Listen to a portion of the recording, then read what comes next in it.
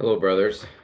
Well, in our session yesterday, I had some recording problems in the first part, so I'm going to re-record the first half of our session yesterday, session 21, where we discussed the contextual flow of the book as we focus our attention on our first assignment in Proverbs.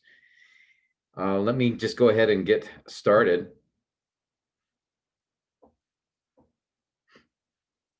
here, and we've got our traditional figure here that we're getting quite used to. But again, as I mentioned last week, when we first started this study on the poetic genre, we looked at the Psalms. And again, the Psalms is unique in the scripture as a book in that it is not really a book. It's not one book with one author and one occasion, one purpose that every other book of scripture is. The Psalms is a collection of independent, separate poems. They are all have their own setting, their own occasion, their own author. Of course, David authored at least half of them, but there are several other authors of the Psalms written at different times, written in different circumstances, but they've been collected together. But each Psalm stands on its own as far as a key having a particular theme and focus and intent and audience even. And so what we did when we started this study was we skipped these first three steps in the exegetical process, the read and observe, the background context, and contextual flow. We skipped those steps initially, as I mentioned last week, because again, the Psalms is a unique book. Now, every other book, though, does have a particular focus, does have an overarching purpose, does have an occasion, a context, is written by one author. Perhaps the Proverbs might have more than one, but it's predominantly Solomon who's the author of the Proverbs. And so what we want to do now is we prepare to look at the book of Proverbs. And as you study your passage from Proverbs, we want to look at the book as a whole. And so the last week we focused on the first two steps noted here, to read and observe the book, and then the background context of the book. Now, this week, we want to focus our attention on the contextual flow of the book. And so with that, again, remembering here that the book of Psalms is also in some similar to Proverbs. The book of Proverbs is similar to Psalms in some ways, in that it is a collection of wisdom literature as well, particularly in chapters 10 through the end of the book.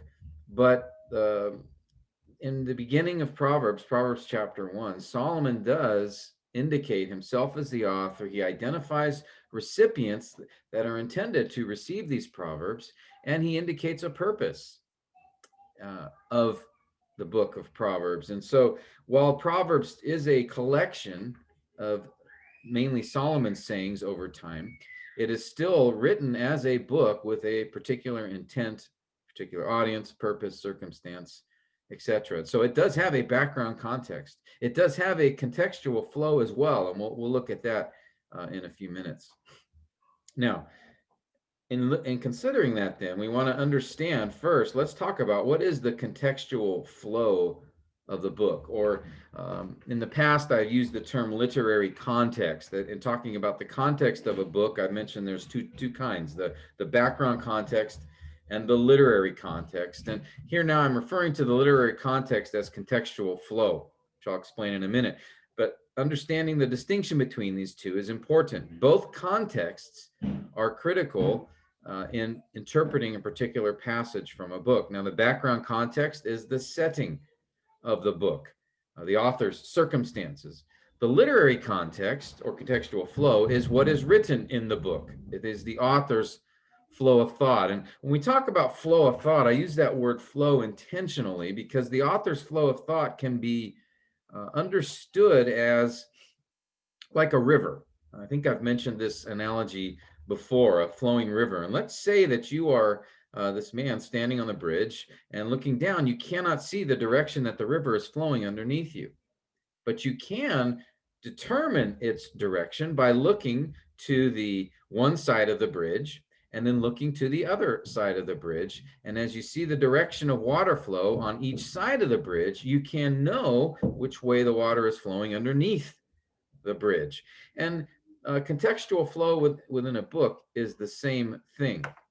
It is the understanding that you cannot know or interpret accurately a particular verse unless you know what was written before that verse and was written after that verse.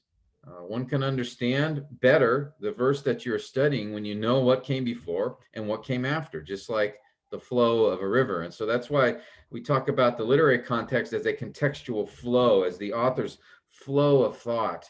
And we can picture that flow of thought as a series of boxes where there's one particular thought, a second thought, a third thought, and a fourth thought, etc., as you go through the book. Now, in epistles, each of these thoughts are represented by a paragraph.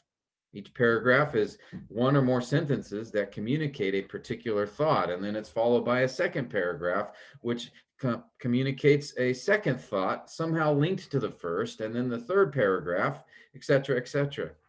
Now, in poetry, we have a situation where we don't look at necessarily as paragraphs, but as stanzas. Each unit of thought is expressed in a stanza.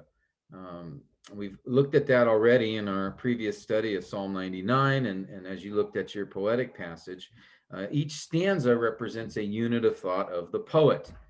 And in the same way as paragraphs, each stanza is linked together. Each of these thoughts are connected to form an overall flow of thought where the author is communicating his main point.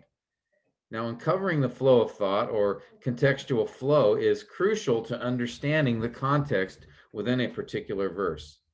To preach any passage accurately, again, and I just repeat this because of the significance and importance of it, to preach any passage accurately, we have to understand the contextual flow. We must understand, how does this verse or verses fit within the author's flow of thought? What is the connection between, for example, if I'm studying a passage or a verse in stanza 2 of a particular poem, how does that verse fit within the stanza? And then how does that stanza connect to the stanza before it and the stanza after it? All right, I need to understand that, because the danger is if I don't, I'm just going to be plucking a particular phrase or sentence or verse out of its context. And we've talked about many times the importance of understanding the literary context in particular in studying a book. Okay, so the next step here, the next thing we want to address is, well, how do we find the contextual flow? How do we determine that? And we're going to review briefly here a process of steps that we studied way back when we were in Module 1. And we were looking at the contextual flow of an epistle. And so we broke down a paragraph, and I gave you this set of steps in order to analyze a paragraph. Well, I'm going to do that again here. It's a similar approach for stanzas within a poem. Now, Module 2, we focused on narratives, and narratives are a little different. They are not put together by paragraphs or stanzas. They are connected together by scenes. Each scene represents the author's unit of thought. And so that analysis is a little bit different than what we will be doing here when we're looking at a poem, or as we looked at before in an epistle. Okay, so the process to find the contextual flow in a poem is, first, you want to identify the units of thought of the book. That is, what are the particular stanzas within this book? What are the particular stanzas within the chapter of the book that you're studying? And again, we can start from our translations. They identify those stanzas and give us a starting point. So I'll share that with you in a moment. The second step, after we determine what are the stanzas within the book, within the chapter of the book, the second step then is to summarize the main point of each stanza. Just like we did with epistles before, we summarize the main point of each paragraph. Here we summarize the point of each stanza. So first, we want to read the stanza several times. As we're focusing in now just on one particular stanza, and we want to identify the main sentence in that stanza. Now with poetry, sometimes that can be difficult because there's a lot of repetition. So often the poet will repeat his main sentence several times. So keep that in mind. This next step will help us in that regard, and that we want to also identify linked words or phrases or ideas. Again, we're looking for perhaps words or phrases that are connected either by repetition, either by the use of synonyms, perhaps there's a contrast. And so we want to identify those. That will help us tremendously when we're looking at summarizing a stanza in poetry. And then finally, summarize the last step is after you've identified what seems to be the main sentence, after you've identified the linked words, phrases in the stanza, then finally summarize the point of the stanza. What is the unit of thought? Summarize that in your own words. Again, just like we did before with paragraphs in the epistles. After you've done that, then you can state the contextual flow of the book, where you can identify, restate here just means list each of the summary statements for each stanza, and then identify the purpose of the book. Okay, that's the step that we used before. Now, we want to, let's do this for our psalm that we've been studying for this workshop, Psalm 99. Let me go ahead and read that, and then I want you to take a minute, maybe pause the video, and see if you can summarize, come up with a summary statement for each stanza. But let me go ahead and read it first. Let's go ahead and read along with me. The Lord, or Yahweh, reigns. Let the peoples tremble. He is enthroned above the cherubim. Let the earth shake. Yahweh is great in Zion, and he's exalted above all the peoples. Let them praise your great and awesome name. Holy is he. The strength of the king loves justice. You have established equity. You have executed justice and righteousness in Jacob. Exalt Yahweh our God and worship at his footstool. Holy is he. Moses and Aaron were among his priests, and Samuel was among those who called on his name. They called upon the Lord, and he answered them. He spoke to them in the pillar of cloud. They kept his testimonies and the statute that he gave them. O Yahweh, our God, you answered them. You were a forgiving God to them, and yet an avenger of their evil deeds. Exalt Yahweh, our God, and worship at his holy hill, for holy is Yahweh, our God. Okay. So that is Psalm 99, a psalm for which of which we're very familiar. Now let's begin and apply this process to this particular psalm. And first, what we want to do is identify the units of thought in the poem, or identify the stanzas from the translation you're using. What I did here is I noted the stanzas that are given for the various translations, five common English translations that are used, 5 good English translations. New American Standard has divided this poem up in verses 1 through 4, as well as 5 through 9. And the ESV, notice, has divided it up into 3 stanzas, as well as the New King James divides it up into 3 stanzas, but it divides it into 3 different stanzas. And then we have the NIV with 4 stanzas, as well as Holman's Christian Study Bible. Let me just show you, remind you, we've looked at this before, but again, it always helps to review. Let me show you what how these translations identified stanzas. Typically, all the translations, when they will identify the stanzas, will do it by putting a space in between each of the stanzas. And so you'll have a set of verses, and then you'll see a space before the next set of verses. And that's often a marker that is used by the translation in order to indicate the stanzas. Let me just show this to you so that you can see what I'm talking about. All right. And hopefully that you can see that on your screen here. I've got Psalm 99 opened up. And what I'm showing here is a New American Standard translation. And you can see here that, again, notice we see a space between verse 5 and verse 6. The New American Standard also identifies its stanza or its paragraphs by bolding the first verse of the paragraph. So notice verse 1 is bolded. I don't know if you can see that there. I will increase the font size there. Notice verse 1 is bolded, and the next bolded verse is verse 6. So verse 6 is indicating the next stanza. And as well, notice the New American Standard also puts the space between verses 5 and 6 to indicate that as the next stanza. And so again, as I mentioned earlier, New American Standard has verses 1 to 5 and verses 6 through 9 as the stanzas in this particular poem. They identify 2 stanzas. The ESV identifies, notice, 1 stanza at verse 5, ends at verse 5. The second stanza ends at verse 7, and the third stanza then is 8 and 9. So the ESV has 3 stanzas. Go to the New King James. The New King James also identifies stanzas with a space, and it identifies verses 1 to 3 as 1 stanza. Notice the space, and then verses 4 through 5 as a second stanza, and then they identify verses 6 and 7 as a third stanza within this poem, and then finally verses 8 through 9. Okay, so that's how you can identify stanzas in a particular translation. Now, some translations do not do this, like the Net Bible. They don't identify the stanzas clearly, at least as far as I can see. But most translations do. They identify paragraphs, they identify stanzas in their translation. Now, let me remind you, these various, for example, here we're looking at New King James.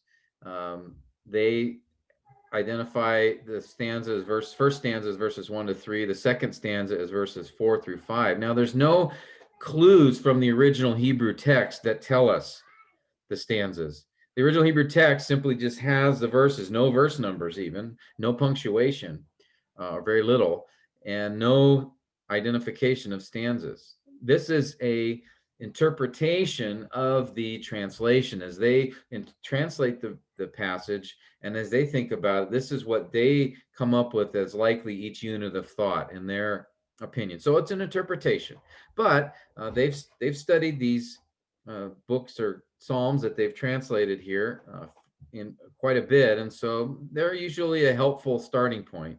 The problem is, and again, we'll just go back to the notes here, the problem with this is when you look at the various translations, we notice none of them really agree. The New King James and the NIV are in agreement, and that's about it here. The other 3 translations differ, and so this is a challenge. And again, this is a starting point. Now, we had this discussion, if you remember back in our first session several months ago, we talked about this when we were looking at the setting and the structure of the poem. So really this step has already been done in our study, but that was in the 4th step of the exegetical process. If you remember, if I could go back to the first slide here.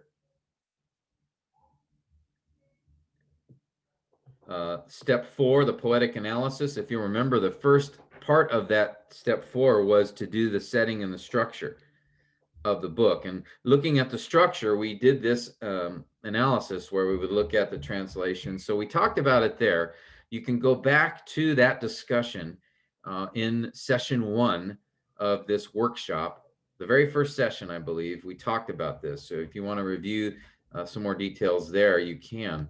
But here, when we're studying a book and we're looking at a particular poem within a book, that is something to keep in mind, is that the translation can be a starting point, but notice that the translations won't all agree. So now if you find a particular poem where 2 or 3 of the translations do agree, then that's a good indicator that perhaps you can start with that. Now, as we did the analysis of this particular psalm back in session 1, we noted in looking at the psalm, again, if we go back to it, we noted some very important structural features.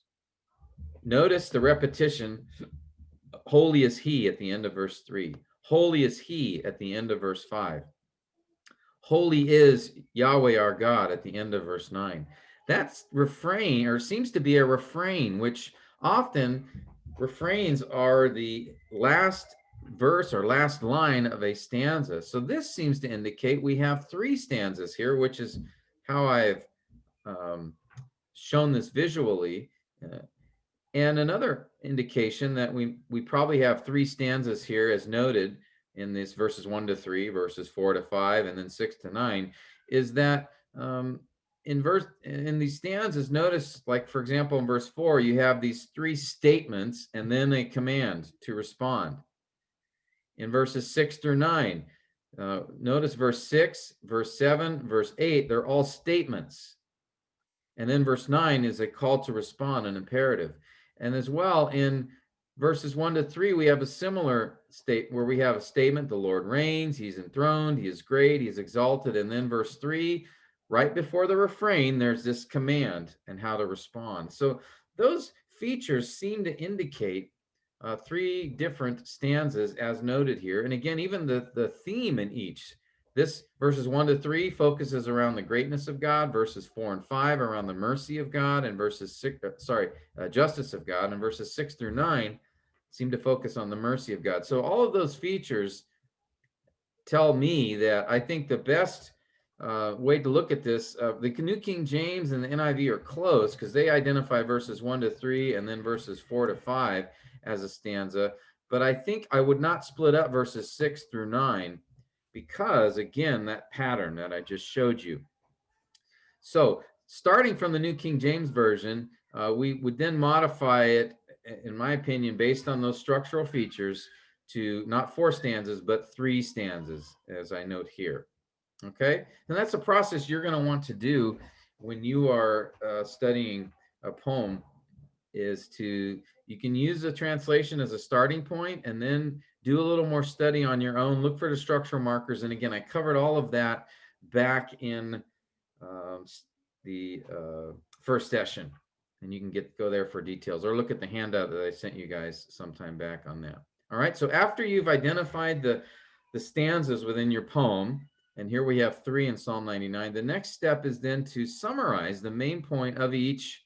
And again, I need to note it as a stanza here.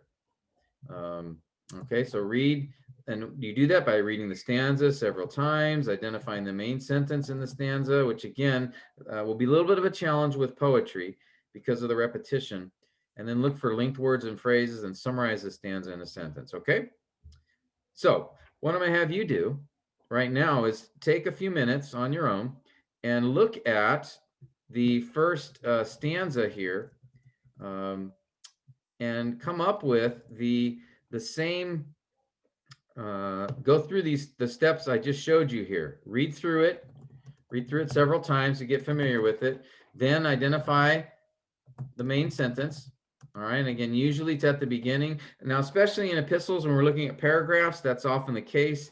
In poetry, there is a challenge with that particular identifying the main sentence, as I've already mentioned. But just do your best, and if you're not sure, just look at how the stanza starts. Begin with that, and then third, and this is a key step in analyzing stanzas, and the unit of thought within the stanza is to identify the linked words or phrases. And again, look for synonyms, look for repetition, things like that, and then finally summarize the stanza in a sentence in your own words. Okay. All right. So those are the steps. So I want you to try this with your verse 1 to 3 here. See how you do. Okay.